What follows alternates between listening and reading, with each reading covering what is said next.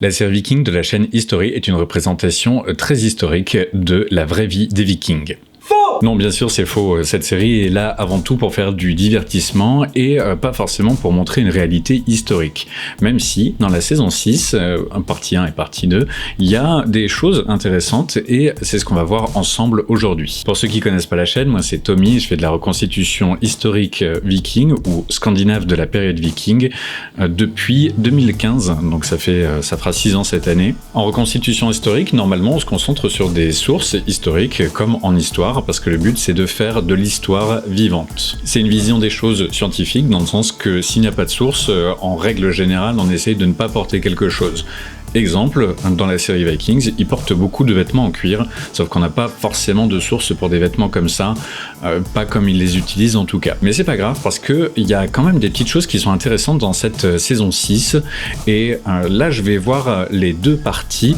Alors je vous préviens de certaines choses, déjà j'ai plus ou moins arrêté de regarder la série, donc là j'ai fait un rattrapage pour vous, mais il est possible que certaines subtilité de scénario m'échappe, si c'est le cas, désolé. Et si vous n'avez pas vu la saison 6 et que vous voulez la voir, je vais forcément vous spoiler des trucs, et des trucs assez importants. Donc si vous avez envie de ne pas être spoilé, allez voir la saison 6 et revenez plus tard. Ah oui, dernier truc, il y a des gens qui passent la tondeuse à la débroussailleuse, je sais pas si ça s'entend, et si c'est le cas, désolé. Allez, c'est parti. Je vous ai sélectionné des plans de la première et de la deuxième partie, et à chaque fois il y aura des petites chose intéressante à dire. Là dans cette scène on a quelques vikings qui essaient de prendre en embuscade des slaves, sauf que en fait c'est eux qui vont se faire embuscader, et il y a 2-3 petites choses intéressantes qui sont vraiment historiques et qui sont vraiment sourcées chez les vikings. Par exemple, ici, on voit que ce personnage porte une épée avec un fourreau en bois avec du cuir par-dessus, ce qui est effectivement correct chez les Vikings. Et aussi, on remarque qu'il le porte à la ceinture, et effectivement, les Vikings portaient plutôt leur fourreau à la ceinture ou éventuellement en bandoulière, mais pas dans le dos comme on le voit souvent. Ce qu'on remarque aussi, c'est que le pommeau et la garde ressemblent effectivement à des pièces de fouille. Par contre, la fusée est un peu grande, donc la fusée c'est la poignée. Normalement, les poignées comme ça sont beaucoup plus petites, mais en fait, en reconstitution, souvent, elles sont plus grandes parce que ça permet de mettre des gants. Donc si on compare à ce que j'ai pour de la reconstitution, vous voyez que ça ressemble un peu, c'est la même idée de fourreau. Celui-là est prévu pour être porté en bandoulière, et on remarque aussi que la fusée est un peu grande, normalement elle devrait faire à peu près cette taille plutôt, quelque chose comme ça. Sauf que pour la reconstitution, souvent comme c'est utilisé aussi pour une utilisation sportive, les fusées sont un peu plus grandes. C'est pas forcément nécessaire, c'est un peu dommage, mais c'est comme ça.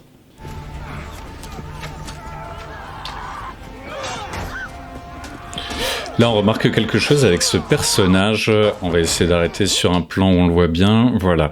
C'est un personnage qui, il me semble, est censé venir de l'Est, venir des peuples des steppes, et il porte une armure lamellaire, ce qui, en soi, est plutôt correct, même si c'est pas forcément ce qui est le plus courant à l'époque viking. Mais l'armure lamellaire existe. Cela dit, il a une armure lamellaire en cuir, ce qui n'est pas forcément le mieux, même si il existe des pièces de fouille d'armure lamellaire en cuir chez les peuples orientaux. C'est pas forcément la norme non plus. Voilà, là on voit encore assez bien l'armure lamellaire. Alors en vrai les pièces de fouille sont pas exactement comme ça, mais c'est déjà pas si mal de mettre une armure lamellaire plutôt orientale sur un personnage oriental. C'est déjà pas mal. Extrait suivant. Pour ce second extrait, on va voir l'enterrement de Lagertha, donc si vous n'avez pas suivi... j'espère que je vous spoile pas ça. Bien sûr, il y a plein de petits rappels cinématographiques avec les fils et tout ça, mais il y a 2-3 petites choses qui m'intéressaient.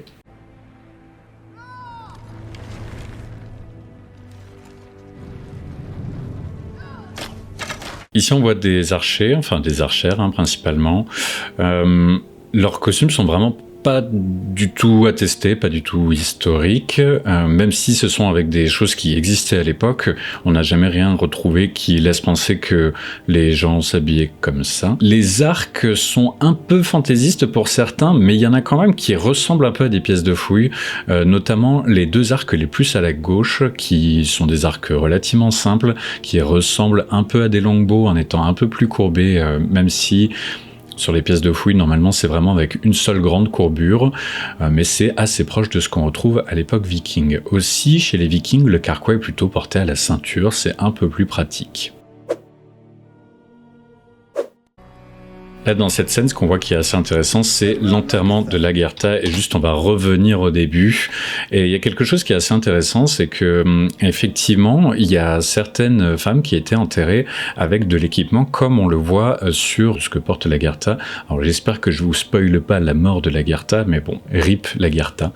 Ce qu'on voit, c'est que, déjà, elle n'est pas enterrée seule, elle est enterrée avec une esclave, et c'est arrivé dans certains bateaux-tombes, notamment le bateau-tombe d'Osberg, où une femme a été enterrée avec sûrement une servante ou une esclave. C'était une femme de très haut rang et elle est enterrée avec plein de choses, un peu comme Lagertha ici. Elle est enterrée dans son bateau, donc un bateau tombe, et il y a plein de choses qu'elle utilisait sûrement dans sa vie courante.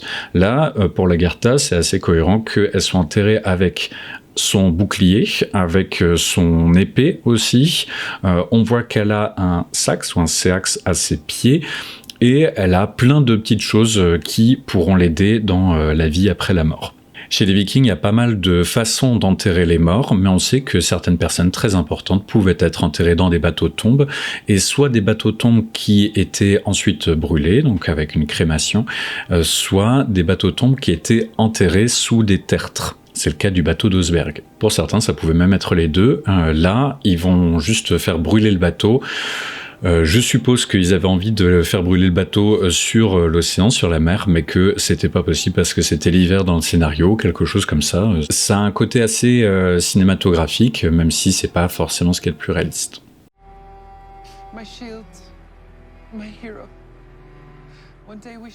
Au passage, je précise qu'il y a effectivement plein de choses qui ne sont pas historiques, qui ne sont pas sourcées et qui n'ont jamais été vues sur des pièces de fouilles, des pièces historiques ou des sources d'époque. Mais on va pas forcément se concentrer là-dessus. Je voulais plutôt parler des choses que je trouvais intéressantes dans la série. Bien sûr, on pourrait passer beaucoup de temps à dire ça c'est pas histo, ça c'est pas histo, mais c'est pas forcément le but de la vidéo. Voilà, on voit d'un peu plus près. Son épée est assez proche de quelque chose qui existait. Peut-être que le pommeau est un peu petit, mais sinon il arrive qu'il y ait des gardes courbés comme ça. C'est pas mal du tout. Et on a effectivement des tombes. Par exemple, il y a une tombe qui est très connue, qui est la 581 de Birka, dans laquelle il y a une femme qui est enterrée avec beaucoup d'équipements militaires, qui laisse penser que peut-être que c'était une femme avec un haut statut militaire, mais ça aujourd'hui on n'en est pas sûr. Il est possible que ça soit juste des cadeaux. On pourra peut-être revenir sur cette tombe à l'occasion si ça vous intéresse.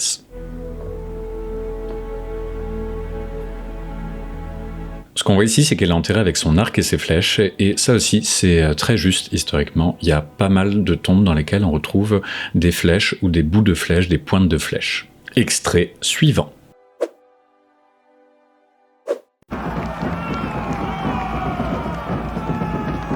Alors, ce qui m'avait intéressé dans ce plan, c'était les têtes de hache qu'on trouve. Donc on en voit une là à droite de la tête de Bjorn, qui est une hache à barbe, et les haches avec à peu près ces formes-là existaient, même si celle-là est peut-être un tout petit peu surdimensionnée. Par contre, le manche, la longueur est pas mal, mais il n'y a aucune source qui prouve que les manches étaient décorées comme ça. On pense plutôt qu'ils étaient juste laissés sans rien. Et à vrai dire, quand on sert d'une hache, il n'y a pas forcément besoin d'avoir du cuir autour. Moi, j'en ai jamais ressenti le besoin avec les haches que j'ai. On a un autre type de hache, alors qu'on voit pas super bien. On a aussi un joli regard caméra. On a cette hache-là. Est-ce qu'on la verra mieux? Oui, là, on la voit un peu mieux. Donc, qui est une hache qui ressemble pas mal à certaines haches assez typiques de l'époque viking qu'on appelle les haches danoises ou les danax ou les haches d'armes. Ce sont des fers avec beaucoup de tranchants et des lames plutôt grandes mais relativement légères pour leur taille, et ce sont des haches uniquement dédiées à la guerre, avec des manches de 80 cm et plus, pouvant aller jusqu'à, je crois que le plus long qu'on ait sur les pièces de fouille, c'est 1,10 m. J'en ai une comme ça que j'utilise pour le combat sportif, c'est assez fun à utiliser. Alors celle-là est complètement perforée, les formes perforées d'habitude ont plutôt une croix à l'intérieur, c'est pas le cas de celle-ci, donc il n'est pas tout à fait juste historiquement. Mais voilà, ça c'est la hache type M, appelée aussi la hache danoise, c'est exclusivement une hache de guerre, et on sait que à l'époque viking, les gens qui utilisaient ça étaient plutôt des troupes d'élite et faisaient très peur à leurs ennemis. Extrait suivant. Dans cet extrait, Lagertha et quelques paysans tiennent un village plus ou moins fortifié, et les villages fortifiés comme ça pouvaient exister au Moyen-Âge et à l'époque des Vikings. Et il y a 2-3 autres trucs intéressants que j'ai vus dans cette scène.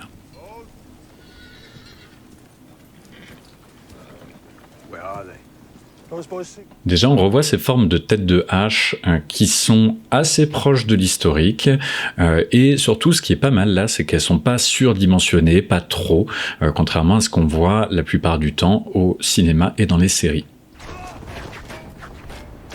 Et l'utilisation d'arcs, et là pour le coup les arcs sont assez proches de ceux qu'on voit à l'époque viking. Les arbalètes par contre ne sont pas trop utilisées par les vikings et n'existent pas réellement, même s'il y a des précurseurs de l'arbalète qui existaient déjà avant l'époque viking. Mais si on regarde les arcs, ils sont plutôt proches de ce qu'on a chez les Vikings. Alors normalement, il n'y a pas cette forme de poignée comme ça, et ça ressemble beaucoup plus aux longbows qu'on connaît très bien des Anglais. Mais au moins, ils sont pas trop compliqués, ils n'ont pas mis de fourrure ou de cuir dessus en plus, c'est déjà pas mal.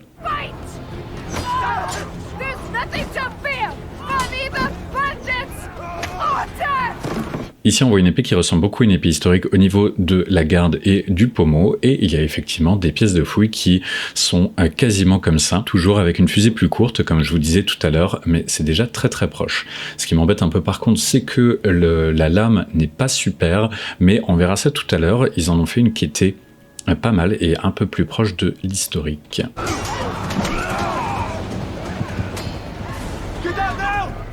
Sinon, pour le contexte historique, il arrivait effectivement que des villages comme ça se fassent attaquer. Après, c'est pas forcément logique qu'il y ait quasiment pas d'hommes dans la fleur de l'âge pour défendre le village, parce qu'en fait, les Vikings qui partaient vraiment en voyage chez les Scandinaves, c'était sûrement autour des 10% de la population. Donc il reste 90% de la population, et là-dedans, il n'y avait pas que des femmes et des vieillards. Après, je sais pas, peut-être que dans ce scénario particulier, il y a une raison pour laquelle il y a que des femmes avec Lagertha et quelques vieillards, mais vous voyez ce que je veux dire. Extrait suivant. Là, avec cet extrait, on va passer sur la partie 2 de la saison 6, et notamment une scène assez importante, puisque c'est la mort de Björn.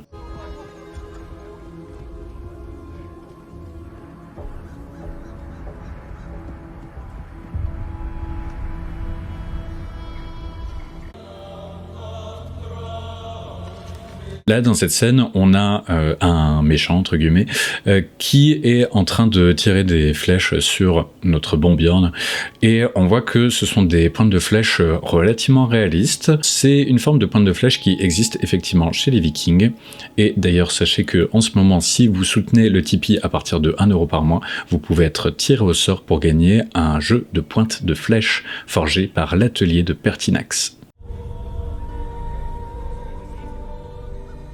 Et un truc qui est pas mal aussi, et que on a testé avec des copains, et que par exemple un copain qui a son nom viking, donc qui est Björn, coucou Björn, a testé sur une armure en cuir plus épaisse que ça et plus résistante que ça, et il a testé, il a remarqué que effectivement les flèches de cette forme-là, avec un arc comme ça, rentre quand on est à une vingtaine de mètres de sa cible.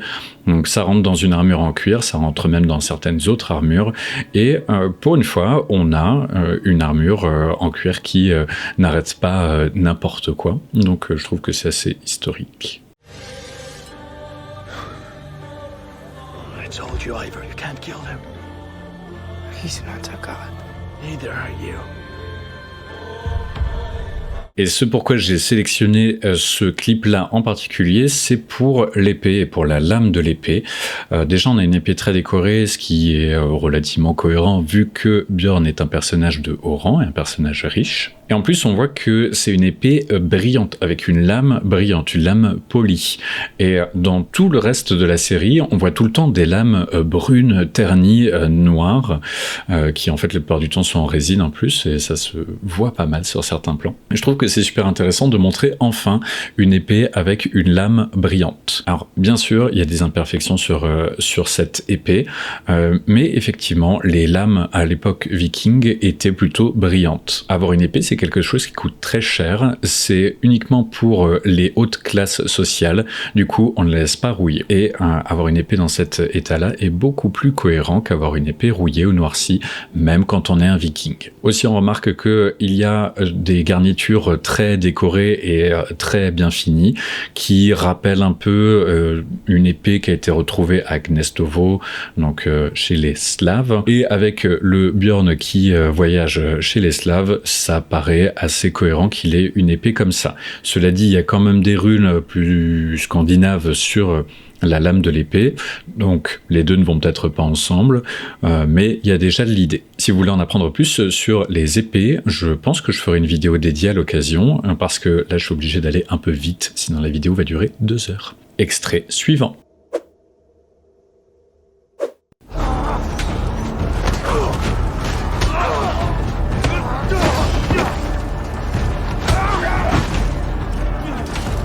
Dans cet extrait, les Vikings tendent une embuscade aux Saxons et c'est quelque chose qui arrivait très souvent parce qu'en fait, les Vikings sont allés en Angleterre et ont réussi à avoir des terres en Angleterre avec de la conquête.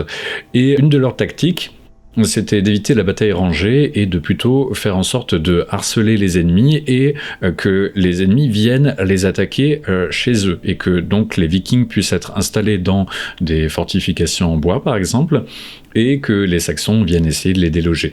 Donc ça, c'est quelque chose qui se faisait sûrement à l'époque, donc des embuscades comme ça, en forêt, et pas des batailles rangées comme ce qu'on peut voir dans beaucoup d'autres films. On passe au dernier extrait.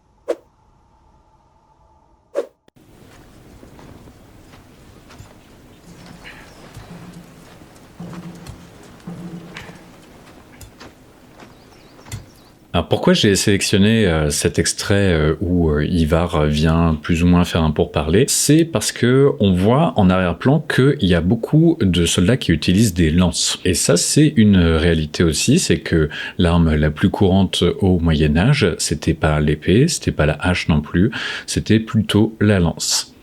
C'est le cas chez les Saxons, mais c'est aussi le cas chez les Vikings, et c'est le cas avec beaucoup d'autres peuples. Alors pourquoi la lance plutôt qu'une autre arme? Déjà parce qu'une lance, ça coûte pas très cher à fabriquer, ça utilise assez peu de matériaux, et en plus, une lance, c'est pas difficile à manier, pas aussi difficile qu'une épée, pas aussi difficile qu'une hache, et on peut manier son arme en restant loin de son adversaire, et donc avoir un peu moins de risques. Donc bien sûr, même si on a envie de représenter le viking avec son bouclier rond et sa hache, en fait, les vikings utilisaient plutôt des lances. Et les formes de lances qu'on voit dans la série sont assez proches de la réalité. Et là, j'en ai une qui était forgée par le copain Mathieu de Le Folcraft. Alors, elle a bien sûr pas un bout pointu parce qu'on va s'en servir pour du sport et elle n'est pas tranchante, mais sinon, à l'époque, elles étaient à peu près avec cette forme-là, mais pointues et tranchantes. Ça pouvait être une arme redoutable, surtout pour toucher un adversaire en restant à 1,50 m de lui. Alors on peut toujours dire, oui, mais si on est avec une épée ou une hache en face, on peut casser la hampe. En fait, il y a des gens qui ont fait des tests là-dessus, et même avec des hampes très légères, très fines, c'est pas si facile que ça à casser. Alors si vous êtes fan de la série Viking, c'est très bien, hein, c'est pas un problème, et je n'ai pas dit que la série était mauvaise. Ce que je voulais dire juste, et ce qui est d'ailleurs confirmé par le réalisateur, c'est que le but n'est pas forcément de montrer une réalité historique. C'est pas grave, peut-être que certains moments auraient pu rendre tout aussi bien en étant un peu plus historiques, peut-être pas, ce sont des choix créatifs. Là où ça devient un souci, c'est quand on sert de cette série comme source historique, et ne tombez pas dans ce piège, c'est une série qu'il faut voir un peu comme on verrait Game of Thrones ou des séries un peu fantastiques comme ça. Voilà, ça va être tout pour cette vidéo, j'espère qu'elle vous a plu. Bien sûr, si c'est le cas, vous pouvez toujours laisser un petit pouce bleu. Je vous prépare d'autres vidéos pour très bientôt, et notamment des vidéos tuto en artisanat. Si vous avez des choses à ajouter ou des questions à poser, vous pouvez faire ça dans les commentaires et ça sera bienvenu. Un rappel, ça aide l'algorithme YouTube à présenter un peu plus mes vidéos, donc merci. Comme d'habitude, un grand merci à tous ceux qui soutiennent la chaîne, partagent les vidéos, laissent des pouces, des commentaires et bien sûr un grand merci aux tipeurs qui soutiennent financièrement la chaîne. Et sur ce, portez-vous bien et à la prochaine. Salut!